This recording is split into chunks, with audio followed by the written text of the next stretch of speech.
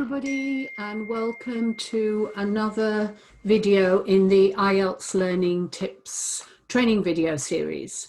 And today I want to focus on getting back to basics and focusing on what's really important for moving your skills forward so that you can reach your band in the exam. But before we get started on that, I just want to remind you that if you want to get more from me in terms of emails or in terms of other content, then there are two ways you can do this. So one is to join my website, which is IELTSlearningtips.com, and we send out updates. You'll get an update on these videos and also an accompanying written blog, which goes into a little bit more detail, and also emails on anything that we are running. And there's a small free resources section as well. And the other place where you can meet with me is also in my Facebook group. And there should be links at the bottom of this video to both of those things. I post every day on the Facebook group, and it is a place to ask questions and get advice and share information. Okay, so let's get back to today's topic, which is about focusing on what is important and getting back to basics in your practice for your exam. So I'm just going to share this little slideshow with you, as I always do, and let's get going. So I want to talk about noise. Now, when I talk about noise here, I'm talking about the noise online. So social media particularly, but also the sort of noise that is around on the internet that can be quite distracting at times and certainly very overwhelming. So we're all guilty of it. I mean, we all post things, we all share things, messages, commenting, these things, sharing ideas. Some are good, some are not, but the volume of it can be overwhelming at times. And I had a message just today from a student who said she's just starting out with her IELTS preparation, and she is finding that she's collected a lot of websites and Facebook groups and WhatsApp groups, and she's got a headache because she really does not know what to ignore, what to go with, how to use it, how to organize it. And I think there are lots and lots of you out there that are maybe feeling this sense of overwhelm with all of the social media and internet noise that is going on at the moment and all the time around IELTS. All you need to do is put in a question in a Facebook group and you'll get 50 answers, all pushing a website at you, suggesting a teacher, offering lessons, and it all gets a little bit crazy, if I'm honest. So how do you distill all this down into something that's going to be useful for you?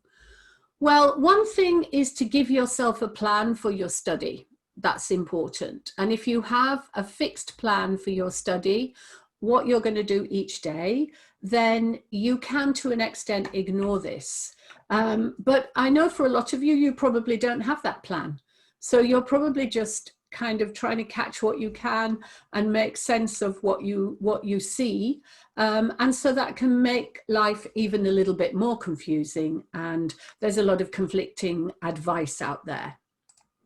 So it is all too much. I find that myself, it's all too much. It's confusing. So should you look at the questions first or the text first? How much should you read before you start? This is in the reading. Do you have to write about both sides of the argument? How many ideas or points should you have? Should you be skimming or should you not be skimming? Or should we actually be scanning? How can you remember all the choices in multiple choice? How can you work out the right answer? What do you do with maps? These questions come thick and fast, and they are bombarded every time you ask them, with a host of different solutions and different people and different websites and different YouTube videos. And it's very difficult to know what's going to be useful and what isn't. There are the answers, thick and fast, from students, from teachers, often with conflicting information, and it is quite hard. And then, of course, there's all the annoying offers of certificates without the test and questions before the test, and so on and so on and so on. So what to do? Does this sound familiar? I'm sure it does. Well, what you need to do is to focus on what's important. And I was having a discussion recently with a student on social media, and she wanted to know whether to do 2 main paragraphs or 3 main paragraphs in her writing. I suggested that mostly people would do 2 main paragraphs, but she said her teacher had told her she had to do 3. So should it be 2 paragraphs? Should it be 3 paragraphs? Or should it really be more about the quality of what you write? Whether it's 2 or 3 paragraphs depends on what you have to say and how you organize your ideas. But what's more important than whether it's 2 or 3 paragraphs is really the quality of your answer. So the answer to whether it's 2 or 3 would be that you answer with a good level of English, which you can perform well on the day of the test. And it doesn't really matter. There isn't a rule. And this is important. There is no rule about whether you do 2 or 3 paragraphs. Somebody said the other day, should you have a conclusion in task 1?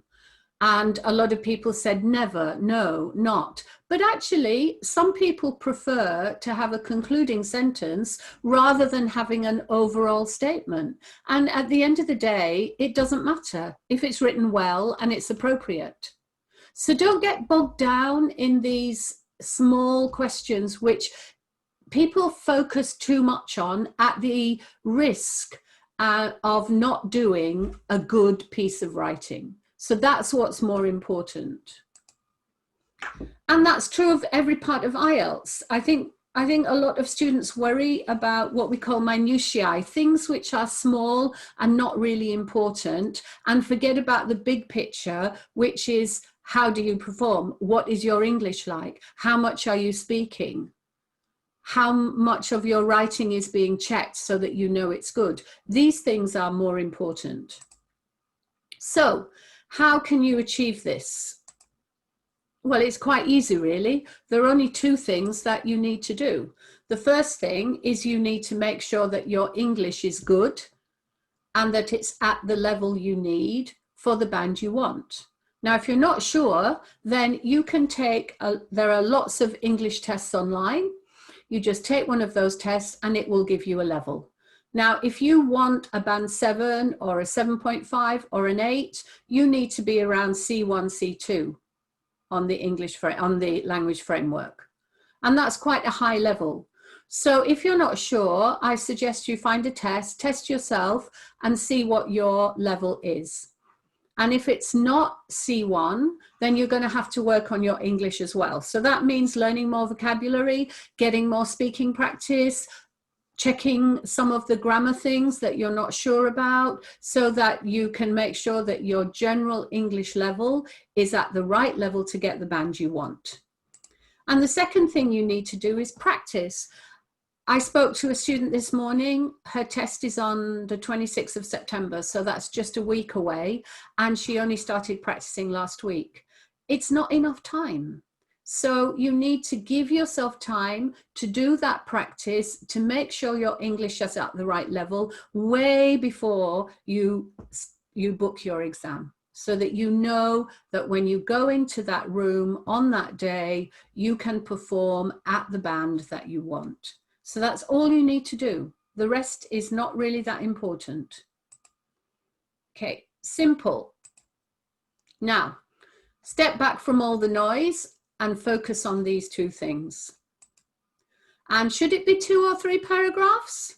Okay, well, this is what IELTS says. Present a solution to a problem. Present and justify an opinion. Compare and contrast evidence and opinions. Evaluate and challenge ideas, evidence, or arguments. So these are the different things that you are set to do in the writing.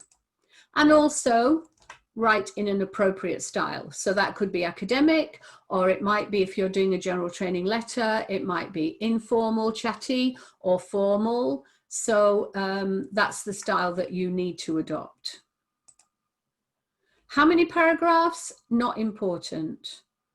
What your ideas are, so long as they fit with the question and you can justify them and you can give evidence and explore them well, not important. So it's really up to you, so long as you present it well. If you want 3 paragraphs, please go ahead and do it. If you like to stick to the 2 paragraph, which is what most do, introduction, paragraph 1, paragraph 2, conclusion, that's fine. I do know some people who like to do 3 slightly shorter paragraphs, and that's fine too.